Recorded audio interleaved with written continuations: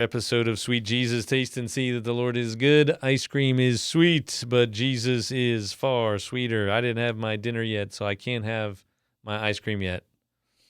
Me either. So no ice cream. But ice cream is still sweet, and Jesus is still sweeter. A lot of sweet things in life. Nothing tops Jesus. I'm here with my friend Scott Lewis here. Thank you very much. That's my pathetic Elvis impersonation. He is available for parties. If you're interested, he is maybe looking for work. Maybe. And maybe me too. We were just having conversations about that. We'll get into it here in a little bit. We're going through Jordan Peterson's book, 12 Rules for Life, An Antidote to Chaos. A lot of good advice in here and a lot of biblical themes. And that's kind of what we've talked about. I think sometimes maybe we've done a better job pointing back to the scriptures than others. But this one, I think I got one right out of the gates that we can point to. Rule 6, that's what we're up to. Set your house in perfect order before you criticize the world. He goes into a lot of depth in a lot of things that may seem tangential to this, maybe not directly connected to the topic, the rule at hand, but there is a biblical theme here. Matthew 7, judge not that you be not judged. For with the judgment you pronounce, you will be judged. And with the measure you use, it will be measured to you. Why do you see the speck that is in your brother's eye, but do not notice the log that is in your own eye? Or how can you say to your brother, let me take the speck out of your eye, when there is the log in your own eye? You hypocrite! First, take the log out of your own eye, and then you will see clearly to take the speck out of your brother's eye. Think that sums it all up? Yes. Well. Mm-hmm. All right. Good night. Thank you. Thank you very much. Yeah. Well, Jordan Peterson spends, let's see, quite a bit of time talking about 15 pages or so talking about this. Mass murderers and yeah. So how does this all, yeah, he's talking about mass murderers. He brings up Sandy Hook shooter. He brings up Columbine and Colorado theater gunman. And there's a video that I didn't send it to you today. I don't know if you found the Rule 6. Yeah. He talks about a guy, Carl Panzram, who was a real nasty human being. And how do they get there? And he kind of gets into this stuff about resentment and people who are, maybe they just need to suck it up and just, hey, get over it. Life is tough. Deal with it. But then also maybe someone is sort of playing the tyrant in your life. And maybe you need to do something about that. Because if you don't, resentment leads you, very easily can lead you to this place where you just, you don't. So actually the quote here that he's got right in the first page of one of the members of the Columbine duo, the human race isn't worth fighting for, only worth killing. Give the earth back to the animals. They deserve it infinitely more than we do. Nothing means anything anymore. And so if you don't deal with resentment, then it can put you on a path that you may not be able to come back from. All right, does that sound right? That sounds right. It sounds like also, and I'm not sure about the Panzram guy, but it definitely sounds like these people are, I guess, atheists, or, to the point where obviously they don't seem to think that there or believe that there is a, you know, a God or higher power controlling or giving them hope in their lives, right? Yeah. So they go nihilistic on, well, set it all on fire. And Yeah. yeah, how do you say his name again? Panzram or Pan, Panzram or Panzram, yeah. He had a quote that he said on the video where when he was being hung, he said, hurry up with it. You know, basically, this is not quote, but there's, hurry up with it already. I could have killed a dozen people in the time it's taken you to kill me. Yeah. And then he also said something of the line, I wish the whole world had one neck and I would squeeze it all and put it all out of its misery. Take care of it all at once. Yeah. It's about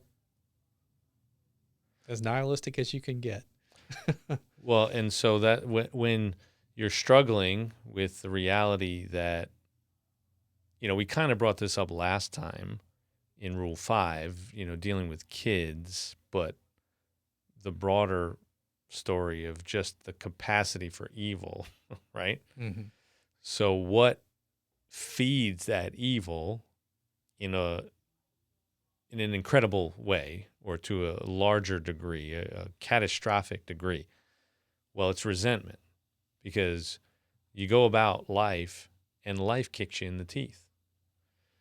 And eventually, I mean, you can ask yourself a couple of questions, you know, what's wrong with the world that this is happening, or what's wrong with me?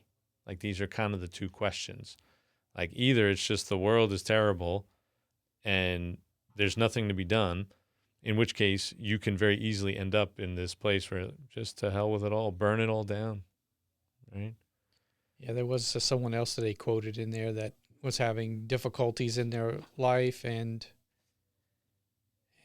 that, yeah, so when they went to, I guess, a therapist and asked, they said, well, I'm hoping that we'll find that the cause of my issues or problems that I'm having is myself. Because then I can at least do something about it. Right. Yeah.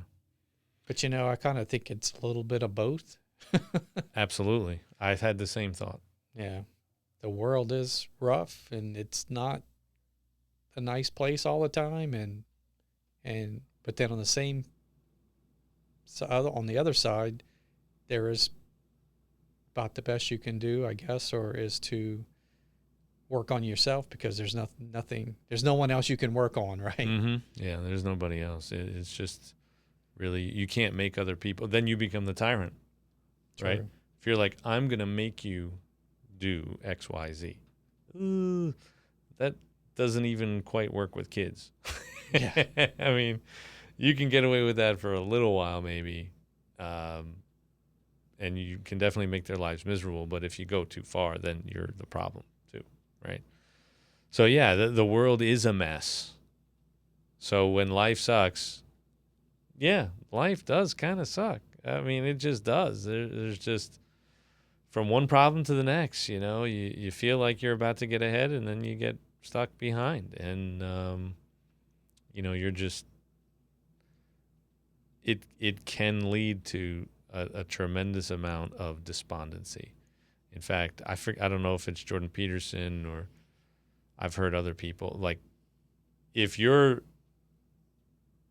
happy all the time, then you don't really have the world's reality in your face. You know, you're not dealing with reality. You're dealing with a fantasy world.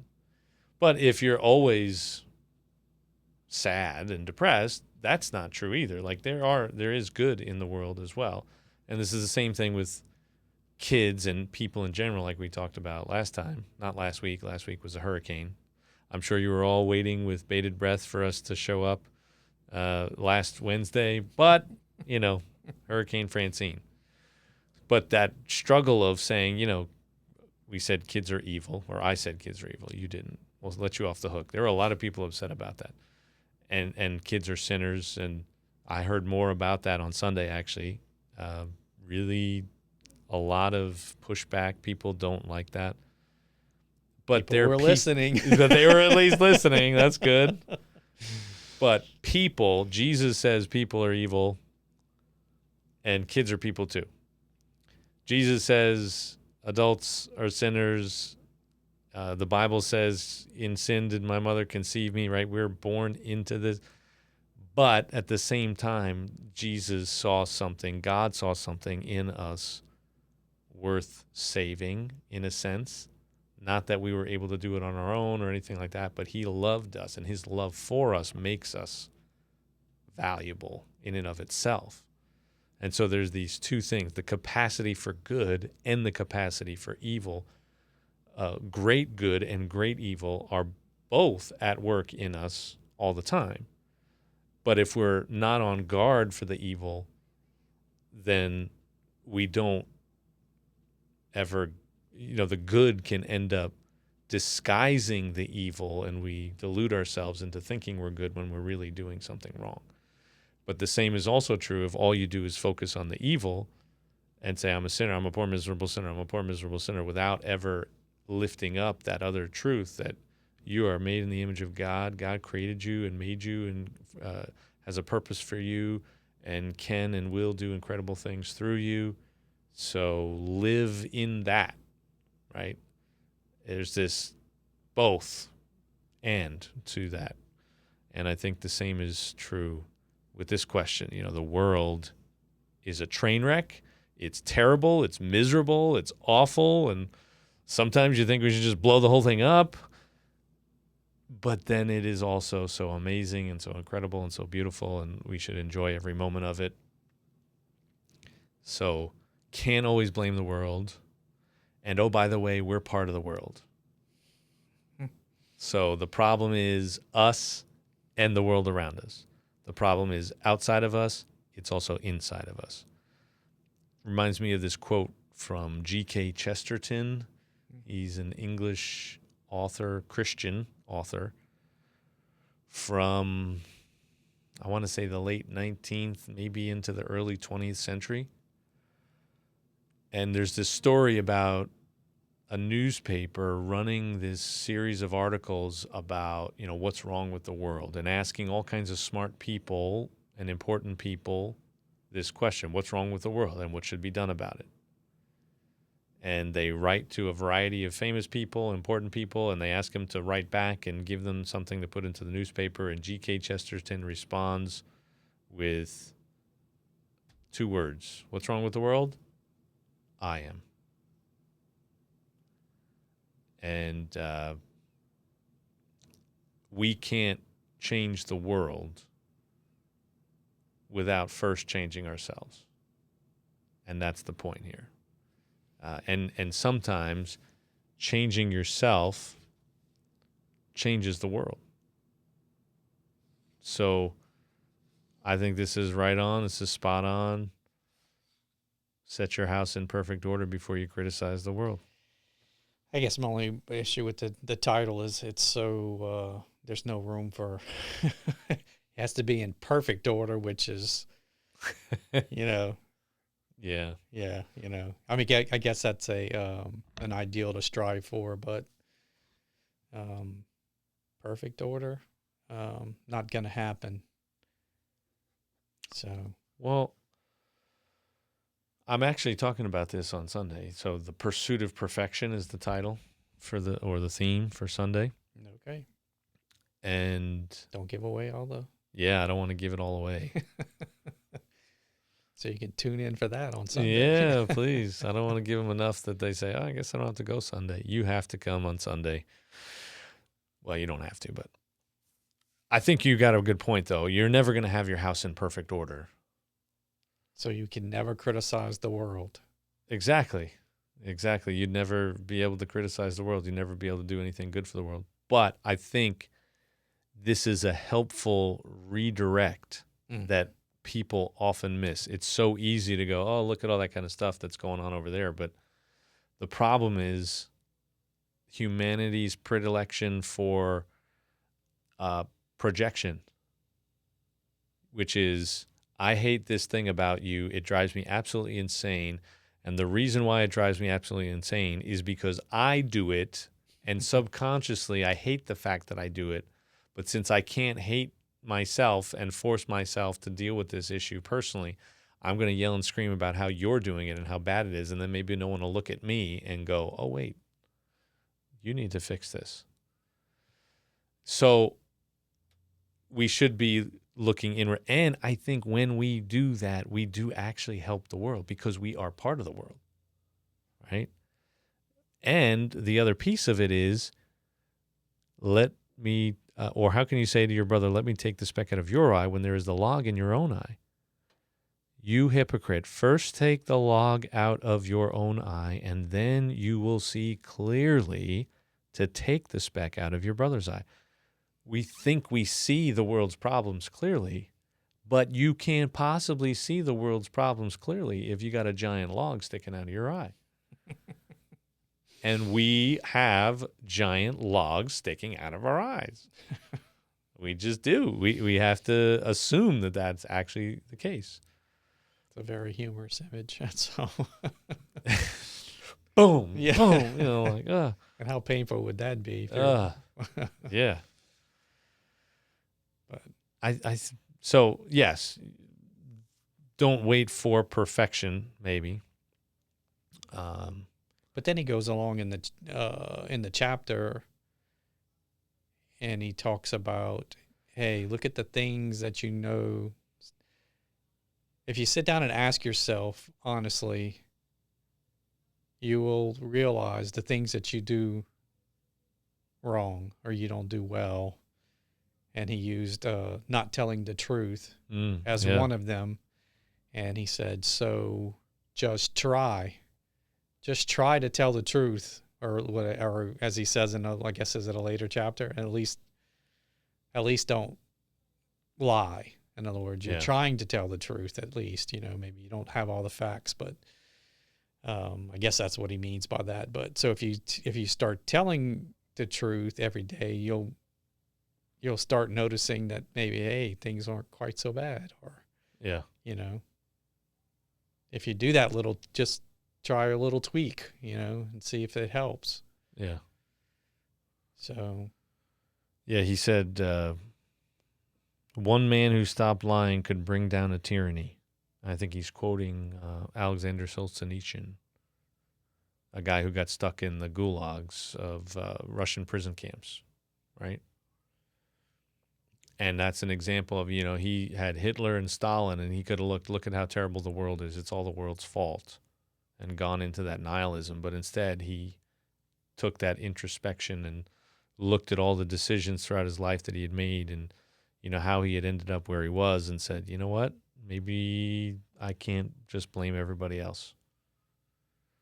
And because of that, and actually there's a line in one of his books, Solzhenitsyn, where he's telling this story about how he was watching or had just experienced something where one of these guards was doing something terrible to either him or to one of his other prison mates.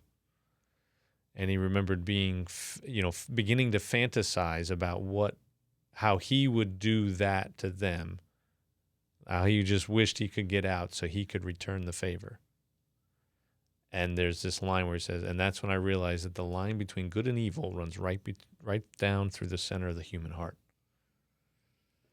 And so that's that balance of both and kind of going on at the same time. Not even a balance, like that's not the right way to say it, like it's half and half. It's both of those things always present fully all the time, and being aware of them and leaning in one direction is the only way. Intentionally leaning into the one direction is the only way to deal with it. What's the verse for that? What? If someone do not return evil for evil. So I guess, he had that. I don't know if he knew that, or if he, had learned that, or if he, was a Christian or any of that, studied any of that when he was growing up. But, Yeah, I don't know Solzhenitsyn's religious background or anything, but it's pretty powerful stuff. And the fact that he came out not resentful and bitter and angry and actually helpful, he became a force in the world to better the world, right? So there you see that it's actually working here first is what can actually help change the world. Mm-hmm. So, and again, one man who stopped lying could bring down a tyranny. It's amazing what just one person who was willing to get it right or try to. Right. And I never got into the pursuit of perfection idea. I mentioned it, so tease a little bit there. But this idea that, Jesus actually says earlier in this is part of the Sermon on the Mount, Matthew 7. But earlier, there's a couple of spots. You therefore must be perfect as your heavenly Father is perfect. Don't pull that out of context, I'm sure. For I tell you, unless your righteousness exceeds that of the scribes and Pharisees, you will never enter the kingdom of heaven. Chapter 5, verse 20. So I think perfection, I mean, he's perfect. He's talking to his disciples. They are his disciples. It's not like you get perfect and then you get in. But if you are willing to delude yourself into thinking that you've accomplished all that God has for you, and it's not perfection, you're going to become a pretty terrible person. Because you're going to say, look, I check this box, I check this box, I check this box, I'm done. Right? And now you just let it all loose. All right, I did my due diligence, I did my duty, I did this, and you become a terrible human being. And not only a terrible human being, but you become not just a hypocrite, but an oppressor in a sense, because you say, well, I did X, Y, Z. Why haven't you? And you start, that's the pointing out at the world. Right. So if you don't have perfection as your ultimate goal, you can become a real arrogant SOB. And that is definitely not Jesus. Jesus is the only one who could be like that because he was perfect. And he didn't. Like he didn't do that. He didn't operate that way. He operated in humility. He set himself aside. He put others first. He loved people that maybe he shouldn't have loved. And so start here, pursue perfection, and it will help change the world. And it will actually help you not be a jerk. It'll keep you humble, where people will actually want to hear what you have to say about the world, because they'll see that you recognize your role within it. Does that make sense? Your role in the chaos? Yeah. or your role in all of it, helping it to be a better place. Yeah. I'd say all of it.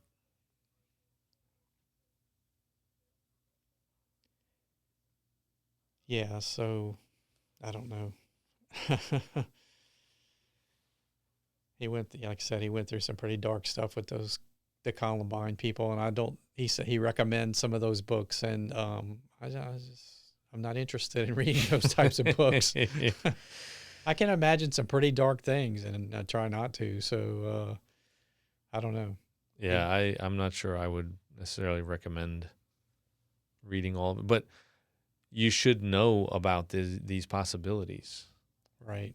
The capacity for he has mentioned other books where he recommended not to read it. So maybe this is somewhere in a more moderating, so I don't know. Yeah. There was someone that he was, I guess he was on a panel, and there was someone from the audience. I think they were in Australia, but anyway, it doesn't matter. And I think this goes along with that.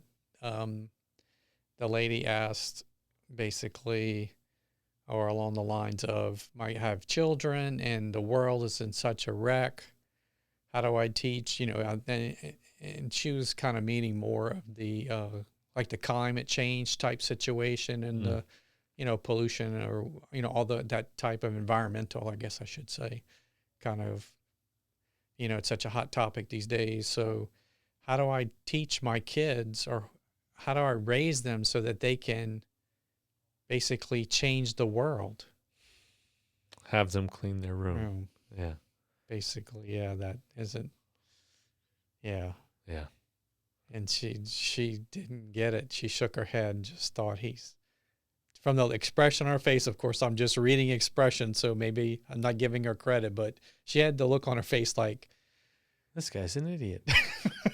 Exactly. Thank you. Yeah. No, well, that's,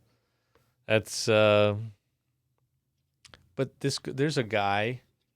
Have we mentioned this guy before? He's some sort of naval guy, high up, high rank, and he's famous for this speech that he gives, or gave once, but probably gave multiple times, about, make your bed. Mm-hmm. Like every day, make your bed. Why? Because even if at the end of the day you think you didn't accomplish anything, you come home to a made bed. I think he trains like Navy SEALs or something. And he has this like 10 thing, that list of 10 things. Talks about the training of Navy SEALs. Like they send them out into the water fully clothed in their uniform and everything for the day, the day's training and exercises or whatever. And they send them out into the water, the ocean, the bay, wherever they are, have them roll around on the sand, and then now go through the rest of the day. Like, see, now you can handle things. Like, you can handle adversity. You can still do everything you're supposed to do, even when it's uncomfortable. Give them a peanut butter sandwich to eat for lunch. And full of sand. Oh, yeah. Salty and sandy. Yuck.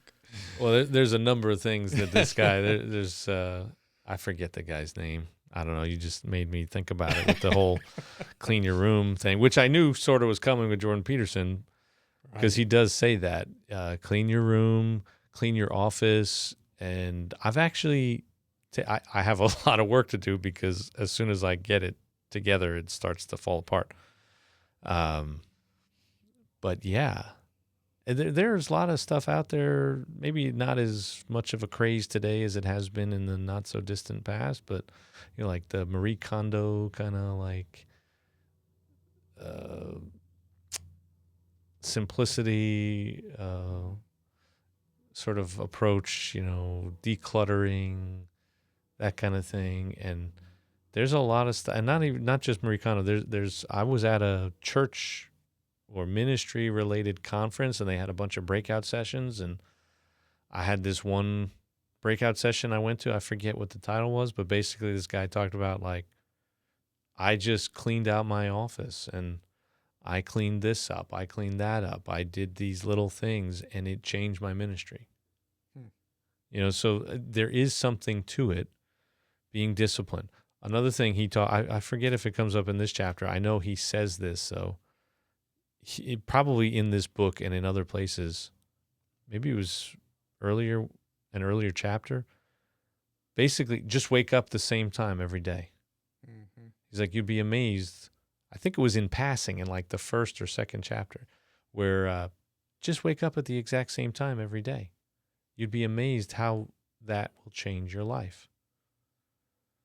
And I think that's right in line with all this stuff. So a lot of overlap and intertwined lessons here. But one of his other podcasts or presentations, he mentioned have a routine. So like waking up at the same time, and then eating a breakfast, a healthy, nutritious whatever. They have just this basic routine, which I guess is goes along with getting your act together, and making your bed. At least your bed was made. Well, if you do these other list of things that you do, have a routine to somewhat, you'll feel accomplished, or it'll help. I mean, it's not. I guess if you have too much order, then you could be your own tyrant, right? Mm-hmm. So Yeah, he does say. So there's got to be some room for some fluctuation in there, or to be able to handle some of the chaos that comes in. But Well, and just think about how you would weigh the advice of a person whose personal life is a train wreck. I mean, that's not to say that there aren't people that are very good at giving advice and their own personal lives are train wrecks. It's not to say that they're necessarily wrong. But in order to maintain the perception of that advice, a lot of times we have to keep people at a distance because our own lives are a train wreck. Like, I think people look at pastors a lot that way. I try not to over glamorize my own abilities, but yeah, I'm a train wreck just like everybody else.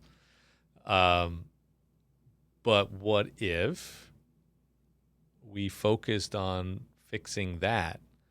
And what if, I actually think this is biblical, right? So we were in Matthew 5 earlier, and this idea that people will see in you something and they'll kind of want to know. Right? I mean, this is 1 Peter 3. Be prepared to give an answer to anyone who asks you for the reason for the hope that is within you. So there's clearly something that's happening in you that draws people in and makes people want to know. But then there's also this idea, you are the salt of the earth, but if salt has lost its taste, how shall its saltiness be restored? It is no longer good for anything except to be thrown out and trampled under people's feet. You are the light of the world. A city set on a hill cannot be hidden, nor do people light a lamp and put it under a basket, but on a stand, and it gives light to all in the house. In the same way, let your light shine before others, so that they may see your good works and give glory to your Father who is in heaven, right? So there's this idea that if we are just who God calls us to be, if we're just who God made us to be, if we just live in that, then people will see something in us.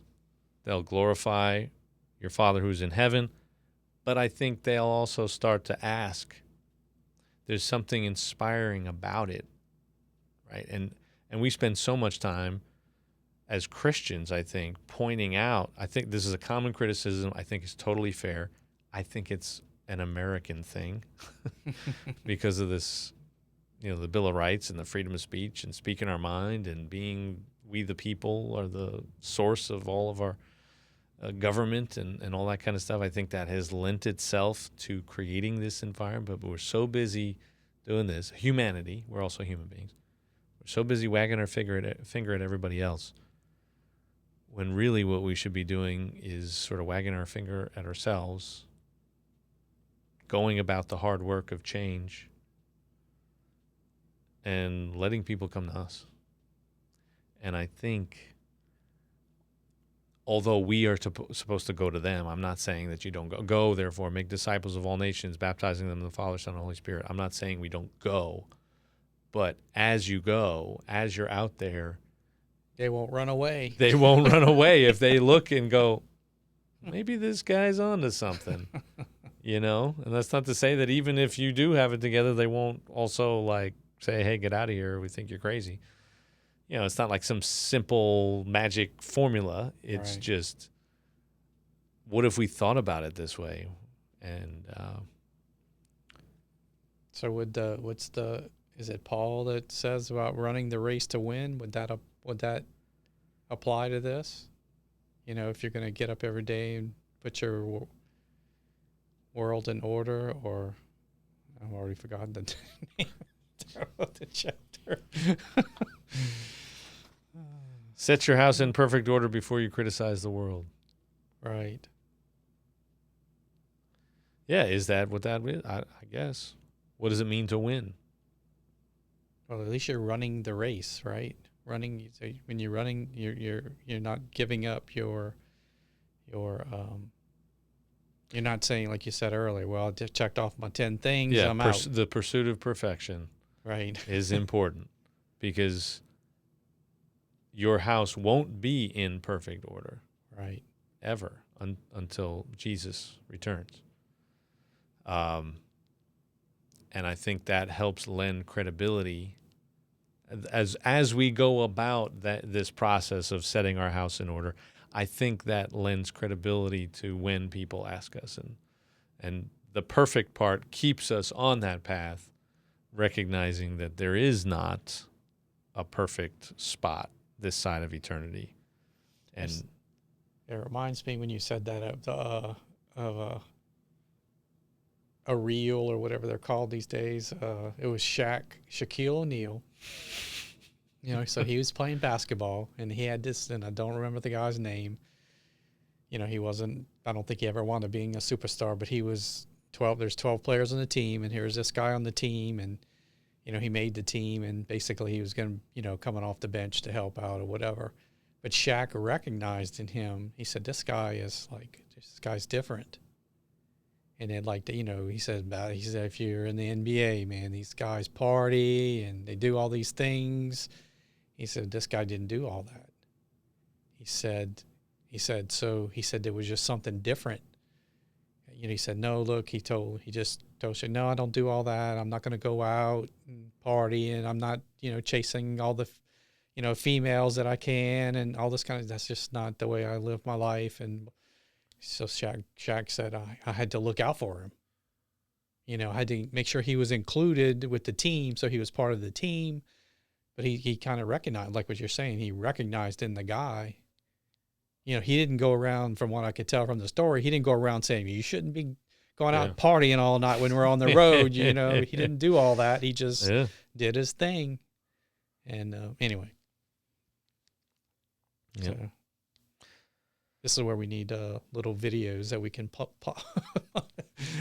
We'll get there one day when we got 1 million views and we're getting all that ad revenue from YouTube and millions of copies of the books here, which I forgot to point out. And this is incredibly painful. For however I slept last night, so here's a book. Pardon the expression on my face here. It's just Nobody's Nola, Tales of Nola, Nola's Icelandic Adventure, the Open Arms book, connecting people to Jesus, always to support me, us, Open Arms, and keep these things kind of happening. So one thing, as you were talking, we kind of bounced topics a little bit, and Shaquille O'Neal, that's a fan. I got to find that reel. If you find it, send it to me.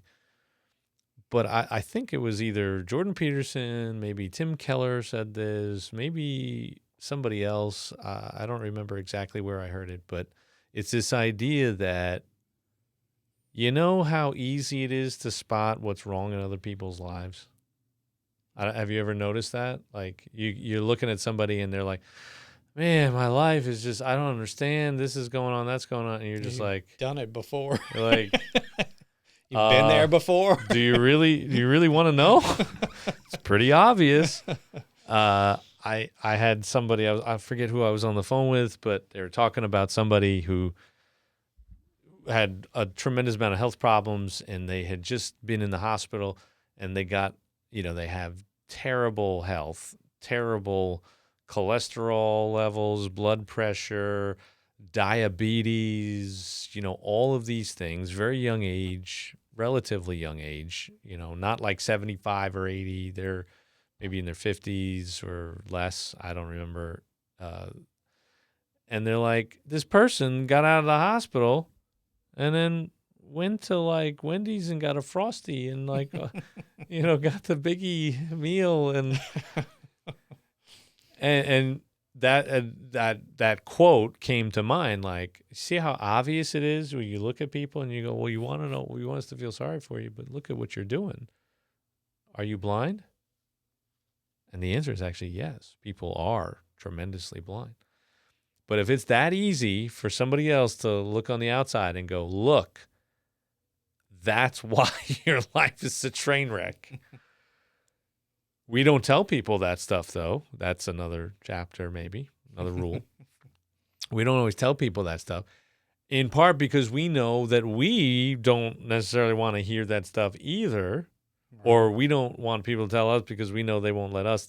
Whatever the reasons are, we see it in them that easily. Just imagine how easily other people can spot stuff in us. And if they can spot stuff that easily in us, then maybe if we spend a little time thinking about it, there's a lot more we can do to set our house in perfect order.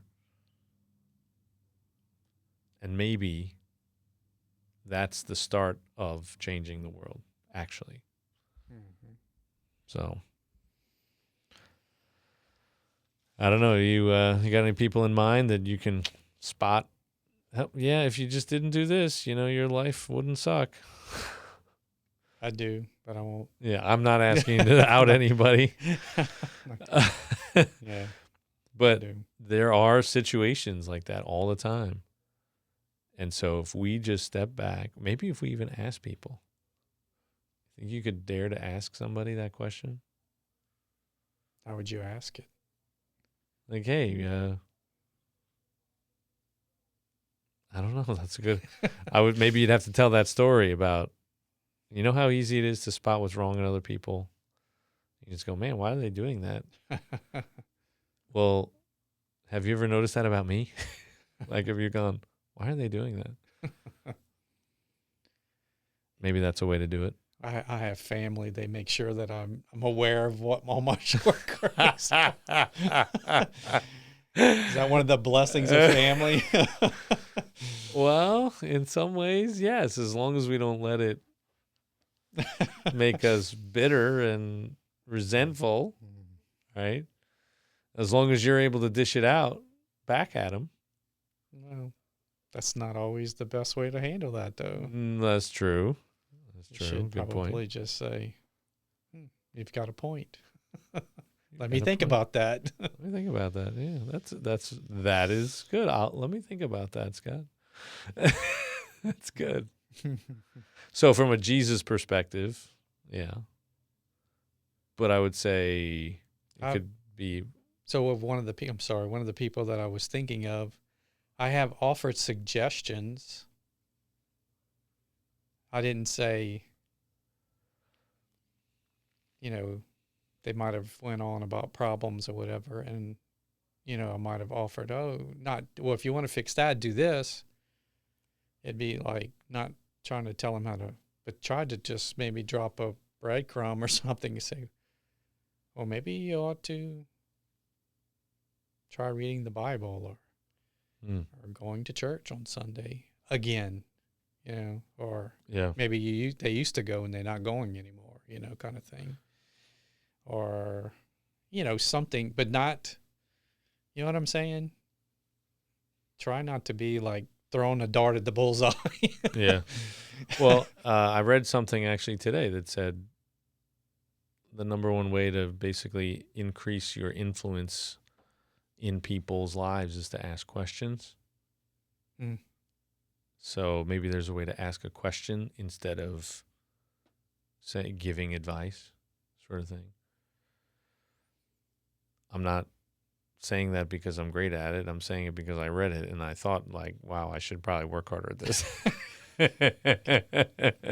Exactly. I should really work harder at this. Yeah. Get your house in order. Well, and this passage here, Matthew 7, is, taking the speck. Before you take the speck out of your neighbor's eye, why don't you let your brother take the log out of your own eye? Sometimes, if you have a relationship with somebody that's generally been okay, and then it hits like a really, I'm like coworkers, friends, any kind of relationship you may have, and it's been okay for a while, but then all of a sudden you kind of hit this rough patch, or you experience some kind of conflict. I've actually suggested to people, and they don't usually like this, but maybe I should have asked the question. Like, what do you think would happen if you asked them about how they were being offended by you, or how you are maybe doing something wrong that is bothering them? Like, why don't you ask them to tell you that first before you go and tell them what it is you just told me you want to tell them?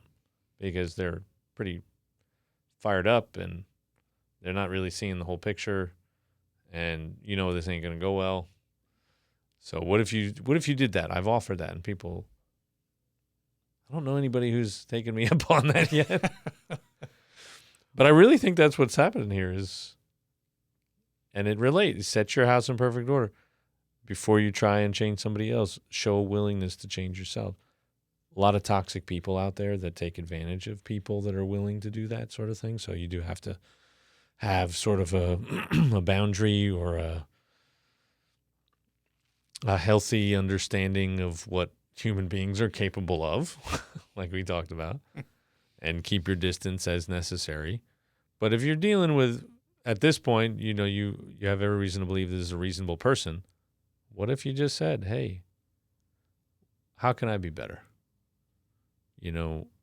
I got some things that I'd like to talk to you about, but before I do that, I feel like Jesus wants me to hear from you and what you think I could do better. I don't know. Yeah, I can't say my suggestions have helped any, so I just wanted to throw that out there just to make sure I got all the answers, Well, there we go. I don't even know if I have the right questions, but yeah, but questions, that might be a better way to do it. I mean, that's kind of what a psychologist does, right? Mm-hmm. And how does that make you feel? That's exactly right. Psychologists, counselors, therapists, pastoral counseling, you're really not supposed to tell them anything. Asking questions and sort of directing them precisely because that's the only way they have to come to it themselves. If they don't come to it themselves, then they don't get it. And really, that's what this chapter is he's kind of saying, y'all are all insane, and you think you're not. True. All right, you think you're like a 12 out of 10, but really you're like a 2.5. So get your act together, and as soon as you start focusing on how you don't have your act together, you'll start to see that it actually begins to change your life. It changes the people's lives around you, and maybe it'll change the world. But you're so busy pointing your finger at the world that you don't notice how no one cares what you think because you look like a complete idiot. So, does that sum it up? Yes.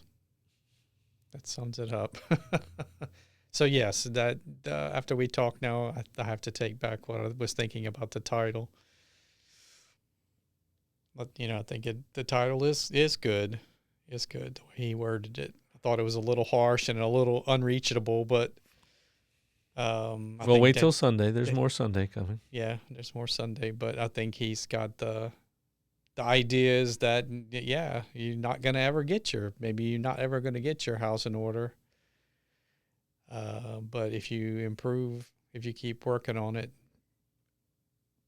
and you won't get your house in order to the point where you have the right to go and criticize the world being, I guess, people, mm-hmm. other people. So if you just work on yourself, then maybe you'll just have a good effect that will improve the world without criticizing anybody else, so yeah.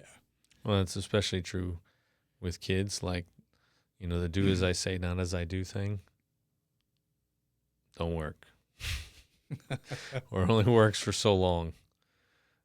It only works based on how well you can conceal the fact that you're not doing it from them. I've started telling my kids, like, as I've realized that I still have a lot of work to do, and I am maybe in ways holding them to a higher standard at times. I actually say, I'm like, listen, do better. I think my parents hoped that I would do better than them. And I think I don't know, but I think I'm on that path. I hope you do better than me. So that's the only way I've figured out a way to con him into ignoring my own stupidity. That and bribery, right? That and bribery, yeah. Let's just so. Did you look up this sideshow Bob comment? He said something about I a can't Simpson. remember exactly the the piece that he's talking about, but I remember Sideshow Bob, and I can picture him doing that with his big clown shoes. From The Simpsons. It's like he keeps stepping on rakes in his yard. Like he turns around, he steps on a rake and goes, and he curses or something. And I was going to search on YouTube to see if I could find the clip. I didn't get a chance to do that, but that's an illustration he used. Like this guy, he just keeps going around stepping on rakes, you know? And he says, don't do that. It's like, okay. Okay. But anyway. Visual examples are good. Yep. Yep. Well, any final thoughts, or you think we've sufficiently beaten this topic to death? I definitely want to encourage people to actually read it. There is some really helpful detail in here about some of the people that we talked about. The delay of gratification, we didn't even talk about that. Just so many tips on, or is that a new chapter? That's a new chapter, I think. I got ahead somehow. But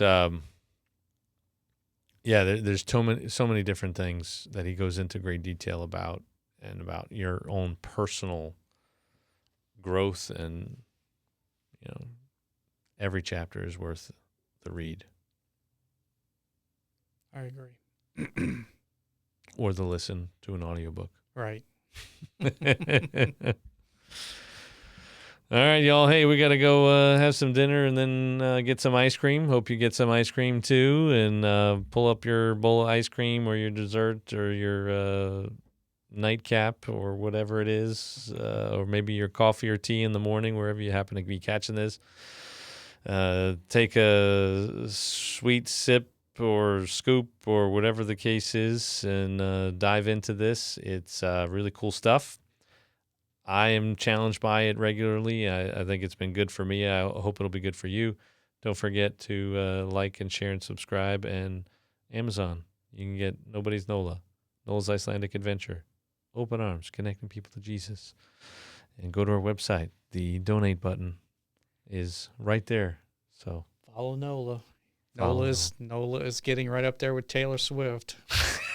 Well, a little bit farther behind, but get on the bandwagon now so you can know. Yeah, if only we could get an endorsement. Yeah. Just one post with a tag. I mean, it might alienate half the people, but at least there would be half the people that would love it. Right. Maybe more or less. I don't know if it's actually half and half with her stuff, but let's not digress into wade into politics. Total nonsense. Yeah. So, what do they know? Right? What does she know? Why should we listen to celebrities and stuff? So, anyway, great to be with you, y'all. Taste and see that the Lord is good. Ice cream is sweet, but Jesus is far sweeter. Catch you later. Bye-bye.